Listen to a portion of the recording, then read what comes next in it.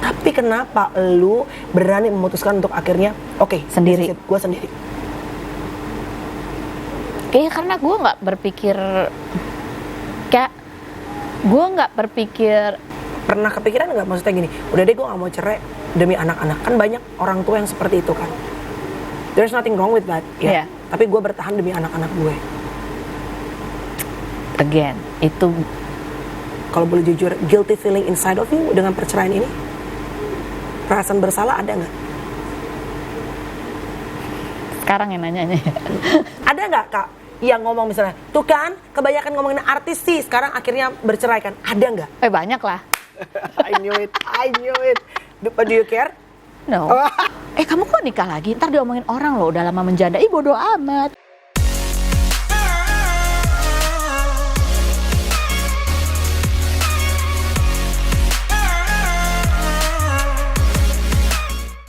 Guys, hari ini akhirnya setelah aku menunggu 3 purnama gak turun-turun ya kan, aku WhatsApp dia, tunggu kasih aku waktu. Oke, gak ada masalah. Hari ini aku todong dia, sahabat baik aku, teman lama aku, kakak aku, Feni Rose.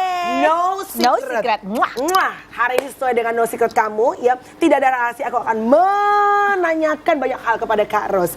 Kaget aku tuh. Kaget apa sih, Mel? Ya pastinya mendengar berita kamu bercerai, I honestly shock, pasti. Dan gue yakin bukan cuma langsung banget ya, Bo. Gak ada kayak apa kabar. Lu taunya dari mana? Your vlog. Oh ya. Your vlog, gila ya. Orang tuh biasanya datang tuh udah agak mencium-cium apa beritanya, nobody knew. Lo menutup dengan rapat. Tapi kenapa gue gak bilang apa kabar? Karena honestly you look a lot langsing ya? A lot more slim, a lot more pretty, a lot more stressful, honestly speaking. Karena dulu tuh gue ngeliatnya Carlos kayaknya lo selalu orang yang cheerful menurut gue, tapi sekarang tuh kayak lebih cheerful menurut gue. Gue nggak tahu ini ada hubungannya apa enggak dengan perpisahan. That's why I'm about to ask you, Kak, how do you feeling right now? Enteng banget ya, gitu. Rasanya tuh ya enteng mungkin karena enteng itu mungkin karena ya nggak banyak yang dipikirin. Nggak banyak yang dipikirin tuh dalam arti ya variabel yang dipikirin tuh kan anak tuh pasti gitu kan, terus ya diri sendiri udah gitu. Jadi ya nggak ya lebih enteng sih. Karena mungkin udah ketemu ritmenya juga gitu. Bahwa oh ya begini nih kehidupan yang baru, ya udah. Oke, berarti tadi kan kamu bilang lebih enteng dan kelihatan juga kamu tadi kan waktu pertama kali gue ketemu Karos gue langsung bilang you look a lot lighter gitu ya kan, lebih ringan gitu. Karena mungkin sekarang fokusnya sama anak. Berarti pada saat pernikahan banyak yang dipikirin sebenarnya. Ya namanya juga pernikahan kan ya. Tapi aku juga nggak tahu ya, perasaan aku ya gini-gini aja sih. Iya. Orang yang melihat lempeng sih. Ya, Bo. Lempeng, main juga jarang. Gue nggak pernah tuh ketemu Feni Rose di kafe apa, kagak pernah lu cuy.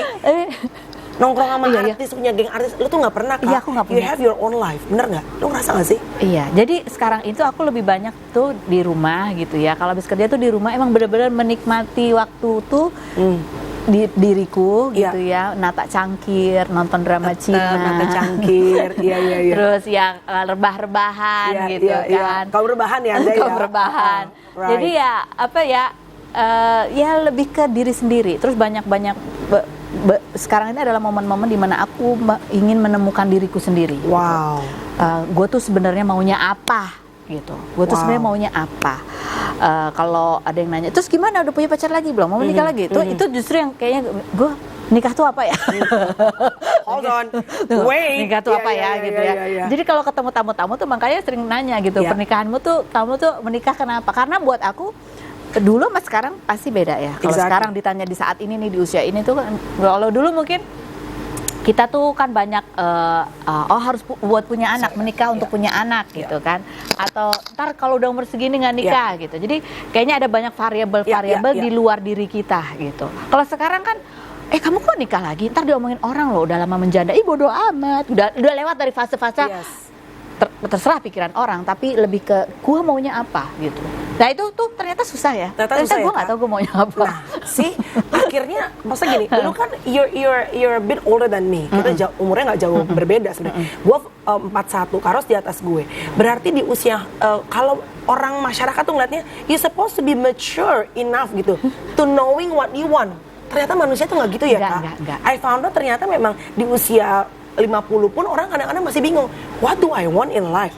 Boleh tahu nggak, orang secerdas kamu, lo dari UI, lo pegang program ini, dan I know it's not only you're being a host, tapi lo juga the person behind everything, the creativity gitu.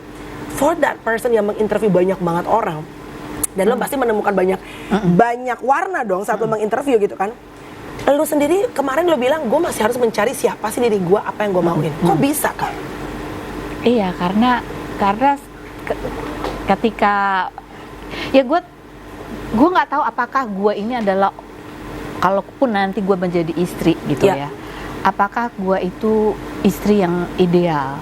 Karena mungkin kan kadang-kadang kalau manusia kan mikirnya, gue tuh pengen suami yang begini. Kadang-kadang gue juga mikir, gue tuh istri yang ideal nggak ya? Kalau gue jadi istri kayaknya gue juga nggak mau.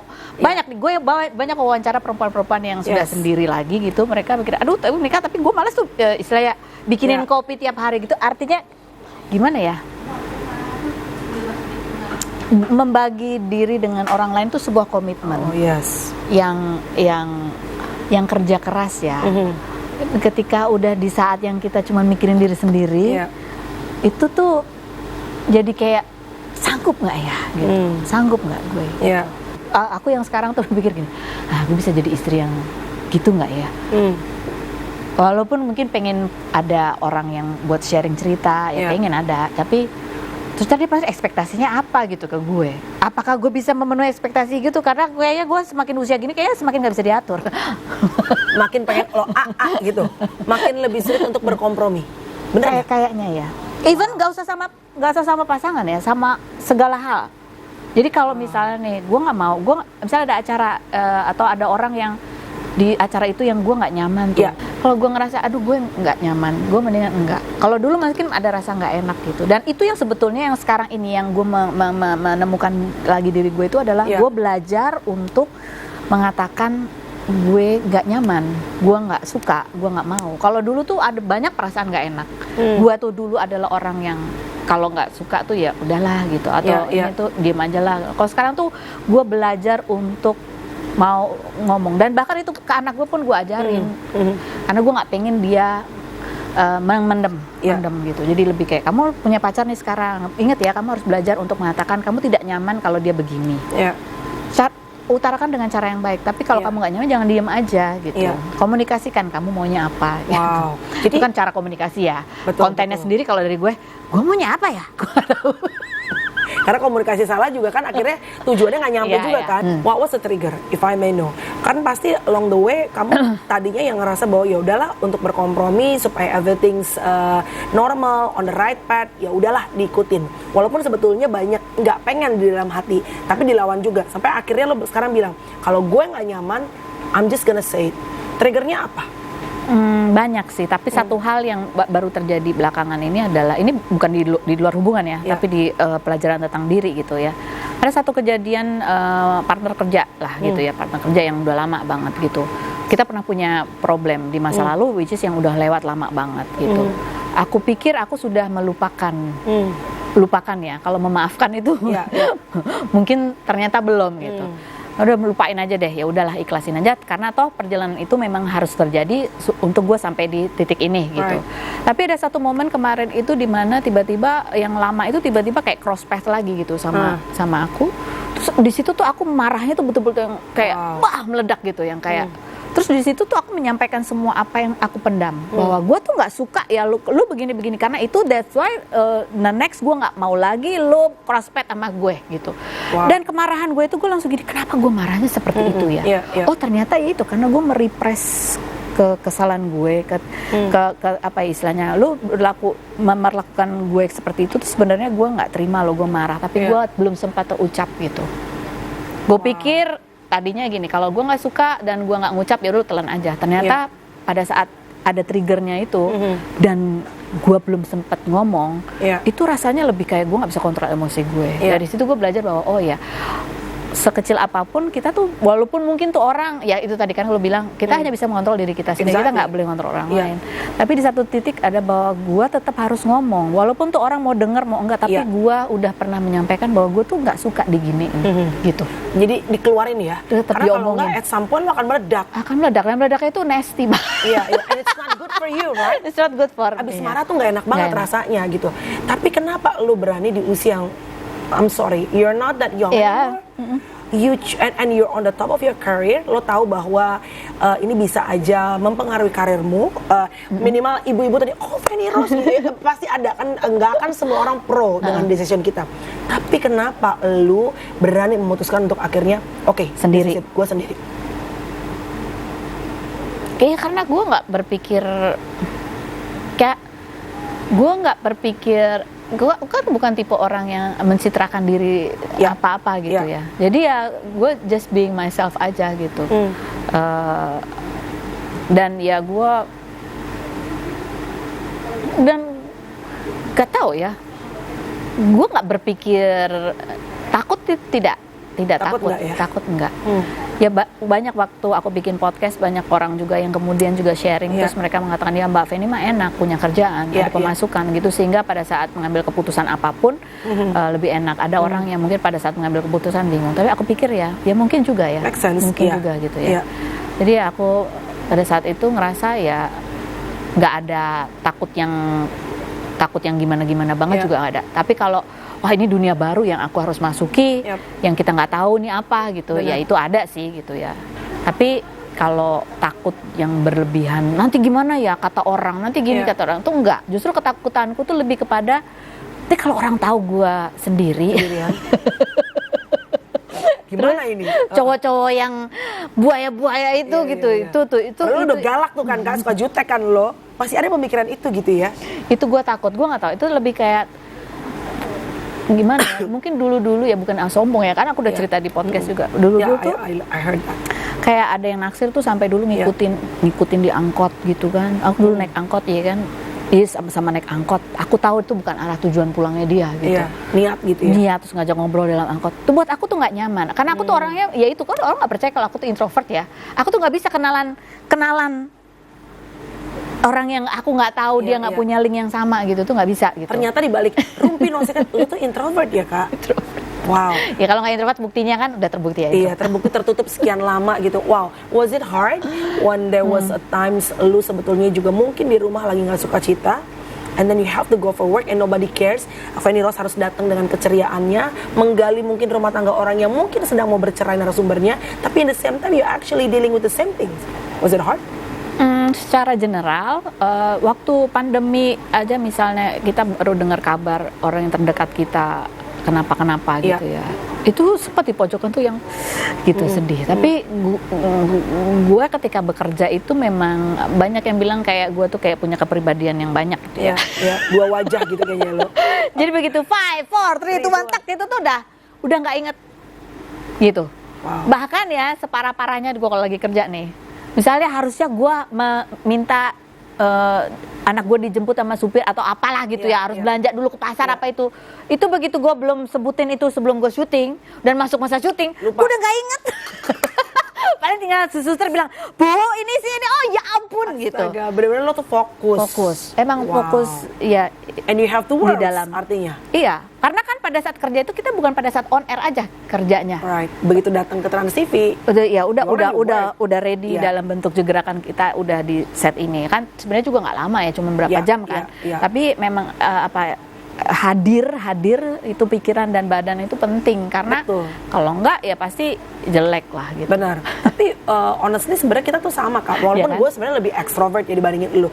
Nah, tapi sebetulnya kan saat kita kerja kita kan fokus banget nih. Kita tuh memberikan energi kita untuk bikin orang happy. Kita pulang ke rumah when we didn't feel like it was a home. Ini home bukan berarti tempat ya, tapi the feeling itu sebenarnya kan it's not good for our soul juga gitu loh. How could you manage those days? Kan pasti ada masa-masa lu malas pulang. Enggak sih. Oh ya? Enggak. Atau you didn't feel comfortable pada saat balik ke rumah? Enggak, nyaman-nyaman aja. Emang batu nih perempuan. Tapi masa-masa berantem pasti ada dong. Masa nggak, it wasn't make you uncomfortable? Gini. Atau mantan suami lo jajan yang nggak comfortable sama lo? Dia nggak peduli. Ya aku agak bingung membahas masa yang itu gitu ya, karena masa itu berkaitan dengan orang lain. Iya. Jadi aku hanya bisa bercerita tentang diri aku ke sana, ke depannya, right? Depannya, Oke. Jadi sekarang begitu Kak Ros misalnya akhirnya final decision, oke, I'm gonna get divorced. Lu ini nggak? Kan ini kan dunia yang baru tadi lo bilang. Lu of course one day akan ada cowok deketin lu, dan lu udah lama banget kan Kak? Iya. Lu udah nggak ngerti lagi pendekatan tuh kayak apa, WhatsApp kayak, right? Ini kan sesuatu yang baru lagi, and then your kids gimana?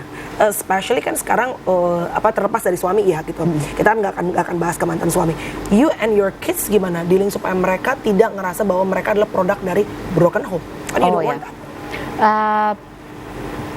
Kayak co-parenting ya, co-parenting itu penting. Terus habis gitu ya, kalau aku sih menunjukkan aja ke mereka bahwa ya seperti biasa gitu. Yeah. Kalau kita wawancara dari berbagai berbagai bintang tamu, terutama anak-anak ya, anak-anak itu mengatakan bahwa yang terberat buat mereka selain perceraian, bahwa menghadapi keluarga yang broken home adalah mereka merasa ditinggalkan gitu.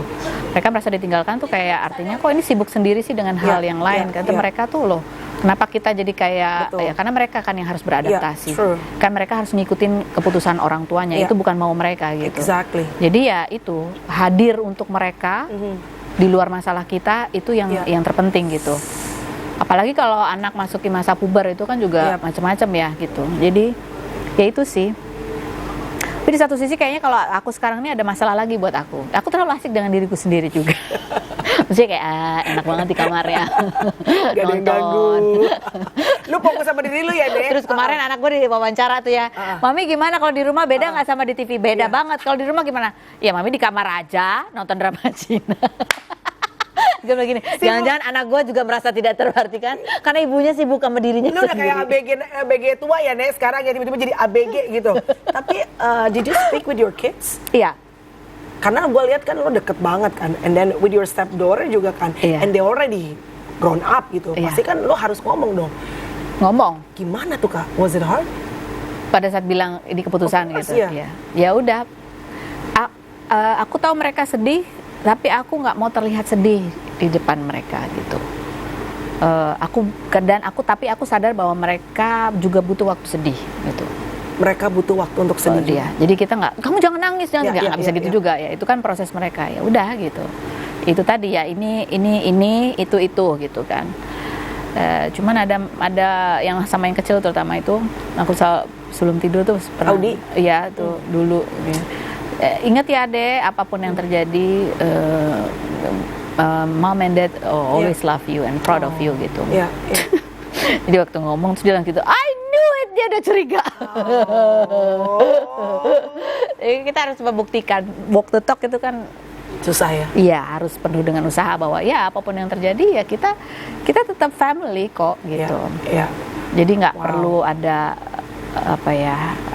gimana. Sampai akhirnya aku tanya, jadi kamu gimana setelah lewat berapa tahun? Terus dia bilang ya aku nggak bisa ngomong banyak kok, dia bilang gitu, karena I see kalian berdua juga happy, sekarang sudah happy gitu ya.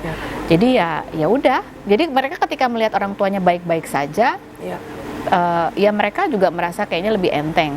Tapi ya itu tadi, mereka juga nggak pengen mereka merasa ditinggalkan gitu, kayak orang tuanya sibuk sendiri. Bener-bener, karena pasti kan papa punya hidup baru, mama akan punya hidup baru juga gitu. Misalnya lu move to another place, mereka harus tetap dipikirin gue terus gimana, atau diajak ngobrol juga tentang kehidupan. Karena kan mau nggak mau apapun yang kita lakukan, mereka akan ikut gitu. Jadi mereka kan apalagi udah gede, jadi pengen juga mereka diajak ngomong gitu. Was there honestly Kak, kalau boleh jujur, guilty feeling inside of you dengan perceraian ini?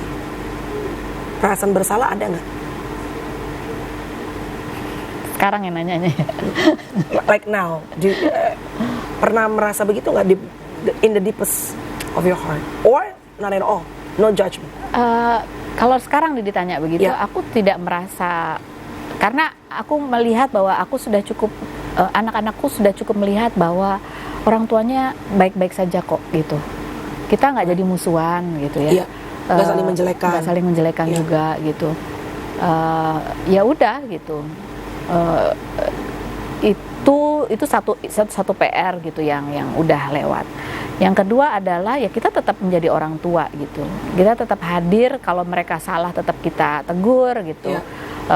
Apapun itu buat aku ya udah, apalagi. Jadi aku selalu bilang nih sama anakku bahwa gini, kepala kita tuh kan ibaratnya ruangan yang kosong gitu. Kita boleh pilih kita mau taruh apa di dalam ruangan kepala kita. Apakah mau taruh benda yang indah-indah, yang kita suka, atau kita mau nyimpen sampah di situ gitu. Jadi gue bilang bahwa ya kita bersyukur. Aku tahu kamu sedih karena kenangan-kenangan indah yang pernah kita lalui sebagai keluarga ya gitu ya.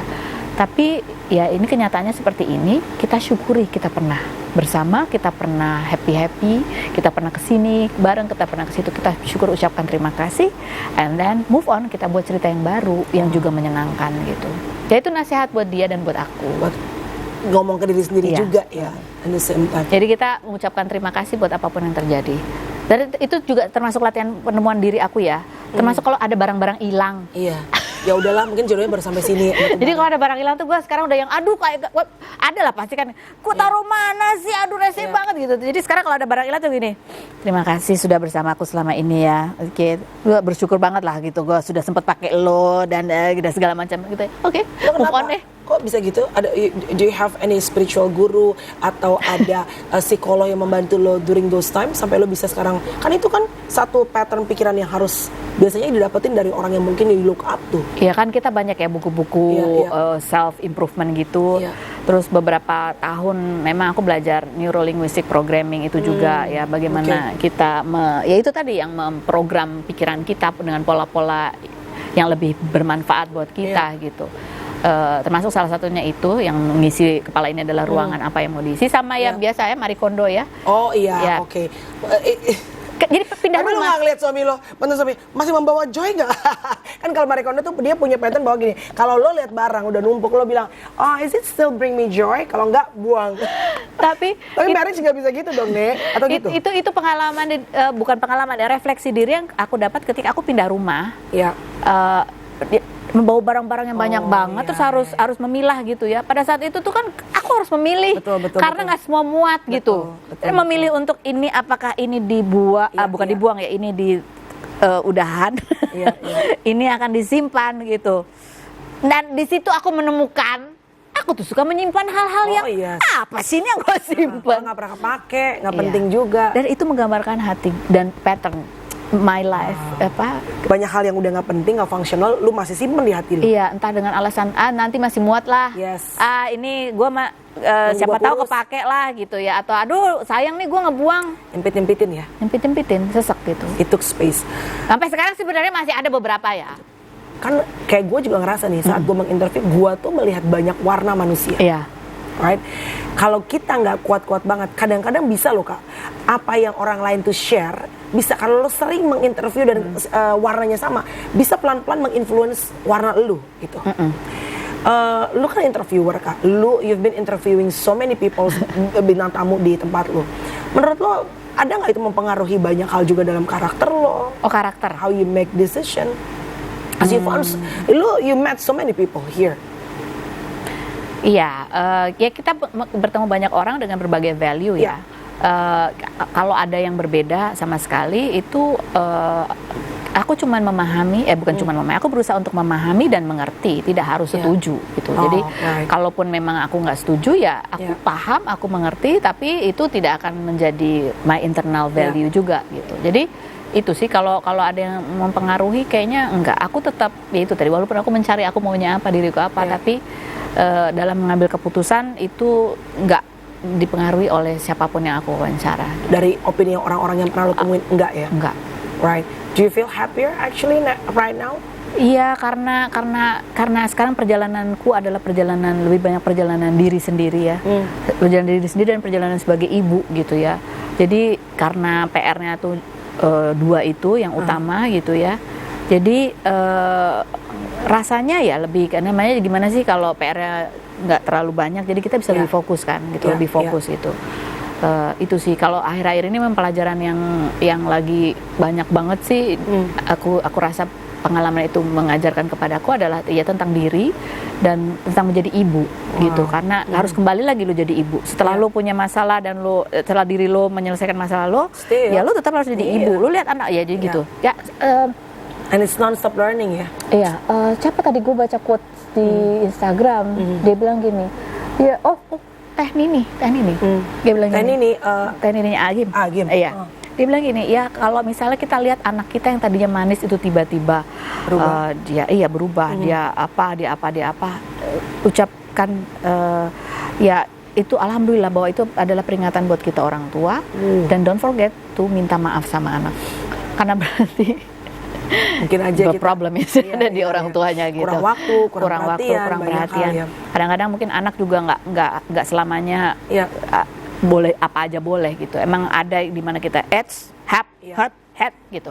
Yang terkesannya kejam, tapi that's good, dan mereka ada anak-anak yang butuh sekali itu. Tough love ya, disiplin. Banyak orang bilang perceraian itu karena dua manusia ini akhirnya people change, dan saat kita udah menikah lama kita tahu banget deh, nggak ada manusia yang stay on the same spot for 12 years, 15 years, nggak mungkin. Pasti kan the only things that constant in life is the change itself. Yang tetap tuh konsisten adalah perubahan itu sendiri. Jadi manusia tuh pasti berubah. Do you think that your career I don't know, karirnya Kak Rose itu membuat lu akhirnya growing with him in a different direction? Ngaruh nggak? Enggak sih, sebetulnya enggak. Kalau gue telayan, seperti gue omongin di vlog itu, kadang-kadang gue ngerasa kayak malu juga sama diri sendiri gitu. Wow. Apalagi sama wawancara artis yang masalahnya mungkin lebih berat ya. Iya. Yang kayak lu bilang tadi ya. Dia nggak ini, dia nggak itu, dia yang itu. Ya sebenarnya bisa diatasin lagi. Karena gue juga pernah gitu, saya interview nih. Gitu ya. Juga gitu. Tapi again, no judgment, karena setiap rumah tangga itu berbeda-beda. Iya, makanya gue bilang mungkin gue adalah quitter. Jadi gue lebih kayak gue nih kayak emang problem ya, itulah gue. Tapi gue bilang nih, gue jujur ya, waktu gue nonton vlognya Kak Rose, satu gue shock, gue lagi bebenah rumah gue itu, gue lagi balik kondo, apa ini si Kak Rose bikin vlog lama banget, kata gue gitu kan, pakai cangkir-cangkirnya gitu kan. Tetap ya Nek, terus lo bilang, iya sekarang tuh gue ngerasa kayak lebih ringan ya, setelah gue sendiri kayak lebih ringan. Menurut Ngana, karena emang marriage itu harus berkompromi, and it's not always easy. Ya kalau pernikahan itu ya, sampai aku pada kesimpulan bahwa pernikahan itu kan journey dua orang sebetulnya. Iya, betul. Jadi dua orang yang dilakukan bersama. Jadi pasangan kita punya journey, kita juga punya journey, tapi kita lakukan bersama. Di mana ya kita harus saling menguatkan sebetulnya. Sure. Ya kan, jadi aku ngerasa kayak kayaknya masalahnya di aku sih ya. It's easy to say that way ya. Iya. Karena ya itu kan yang aku analogikan di vlog aku, bahwa ini kayak kerja kelompok. Tapi kayaknya gue sibuk. Lo dia ngerjain sendiri, Bo. Gue sibuk sendiri.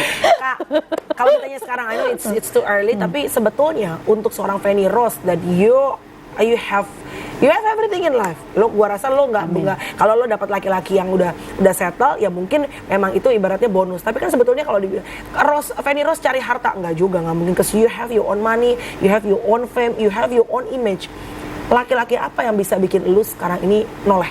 Nggak takluk deh, noleh dulu aja.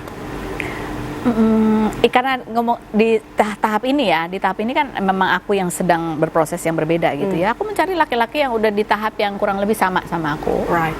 Yaitu yang udah gitu, yang yaitu kalau dulu menikah salah satu tujuannya punya anak ya kan, jangan yang pengen punya anak. Iya. Mau terbantu, lo maunya apa ya? Mau anak sama gua ya, gak ada gitu kan. Terus yang